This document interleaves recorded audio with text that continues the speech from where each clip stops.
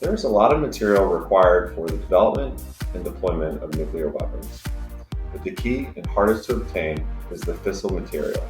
This is the element whose repeated fission or splitting powers the nuclear explosion.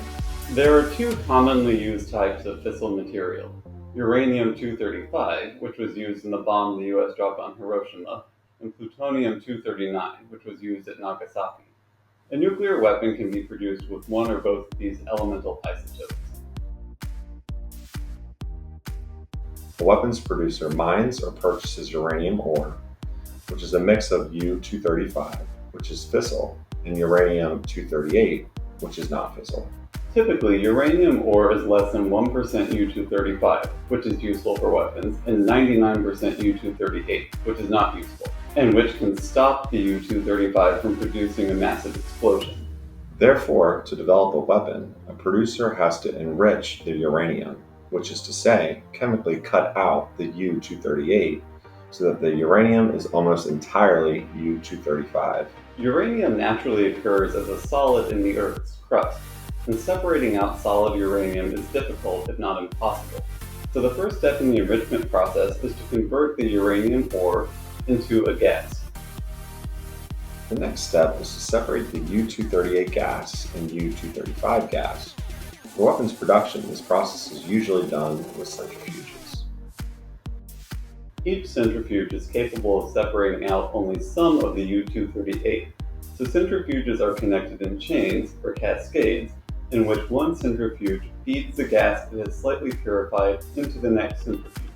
Depending on the type of centrifuge and the enrichment level being targeted, enrichment can require up to hundreds, if not thousands, of centrifuges. Once uranium has been enriched such that it's 3% to 5% U-235, it can either be enriched further to over 90% U-235, at which point it can be used in a uranium-based nuclear weapon, or used to create plutonium, which is then put in a special heavy water reactor that converts it into weapons-grade plutonium that can be used for a plutonium-based nuclear weapon. So where did Israel's strikes and the June 21 American strikes leave Iran's weapon production capacity? Israel's June 18th strikes on the Arak heavy water reactor significantly reduced Iran's capacity to produce plutonium-based weapons. And then, the US strikes on June 21st damaged Isfahan, which has been central to the conversion of uranium into gas, and Natanz and Fordo, which have been key enrichment sites with the capacity to hold at least tens of thousands of centrifuges. Needless to say, these strikes have significantly weakened Iran's weapons production capability. That said, as Vice President Vance said on ABC's This Week, Iran still has an intact stockpile of highly enriched uranium, at least some of which might already be 60% enriched, per assessments from the International Atomic Energy Agency. According to a June 18th NBC News analysis, there is only a small technical step required to convert a significant amount of 60% enriched uranium to weapons-grade uranium.